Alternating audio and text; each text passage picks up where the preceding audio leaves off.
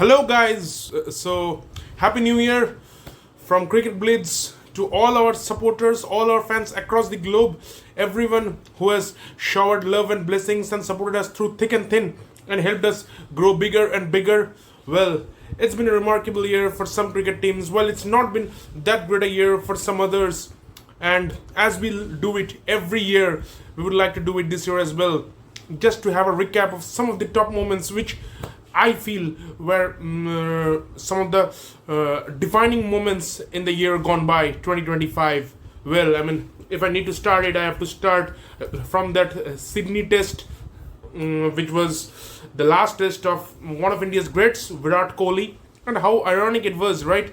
That he had to lead the team in what was going to be his last innings in the absence of the skipper, Jasprit Bumrah. India eventually lost the test and the series, which led to their exclusion from the WTC final as well.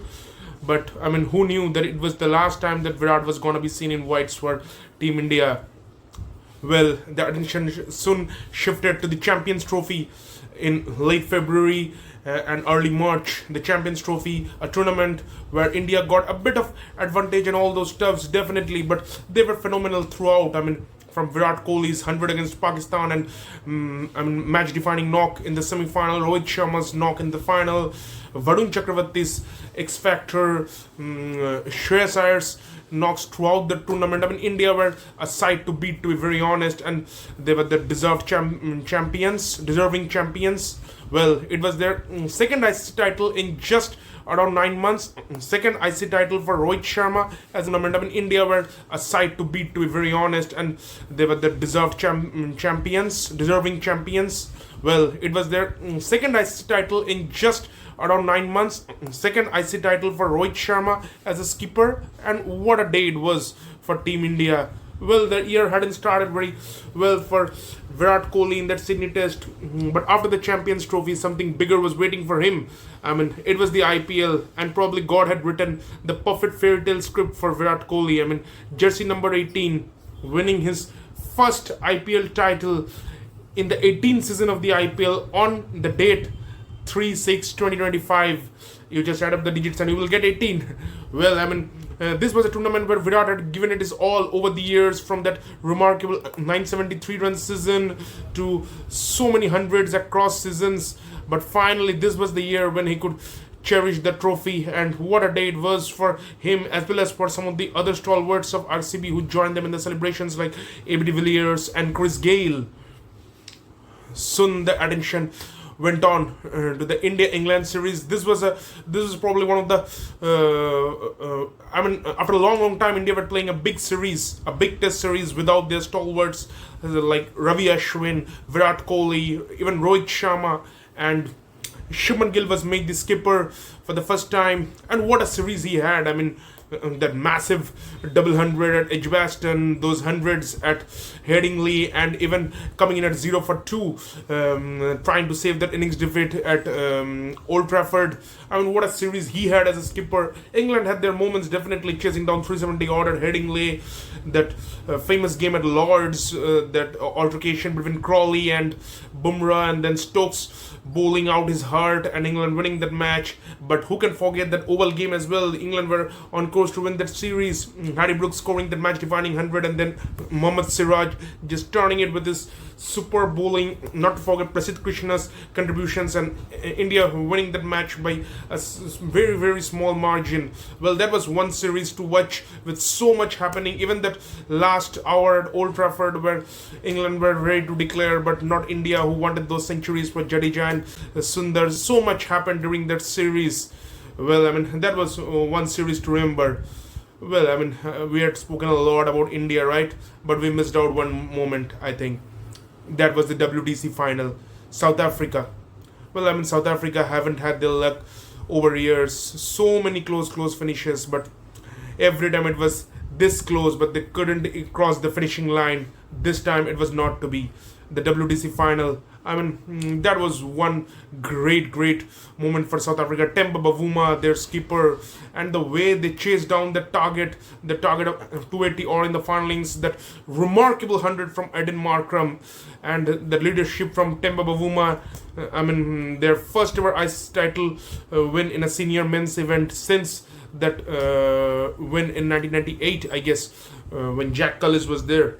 I mean, that was one great moment for South Africa, defeating someone like Australia in a test match at Lords, and when they were trailing by some 60 70 odd runs in that first innings. I mean, that was a super performance from the Proteas, particularly in the second innings.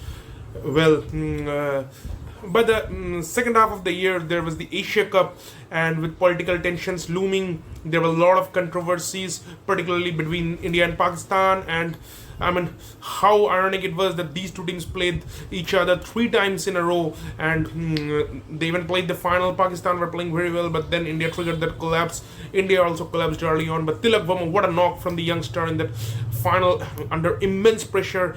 And I mean, also the controversies that unfurled even after the completion of the tournament. But India were a side to beat throughout the tournament with their superb T20 skills on display. Abhishek Sharma, Varun Chakrabarti, Kuldeep Yadav, everyone. I mean, everyone just put in the hard years.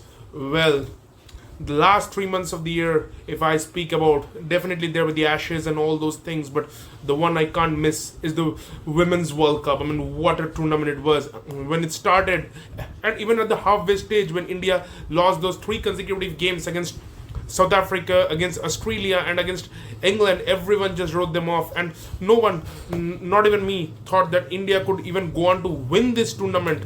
I mean, what a turnaround it was from the girls in blue, and who can forget that semi-final against South Africa, chasing against Australia, chasing 340 against Australia. I mean, in that semi-final, and they lost two quick wickets, 50 odd for two, and then that 100 from Jemimah Rodrigues. Harmanpreet doing what she does best. I mean, smashing Australia in a semi-final. Well, I mean, that was a super performance from the girls in blue. And then that final against South Africa, Laura Woolward was definitely the star of the tournament, but the Indian girls did something unthinkable, inspiring an entire generation, and probably promoting women's cricket like never before.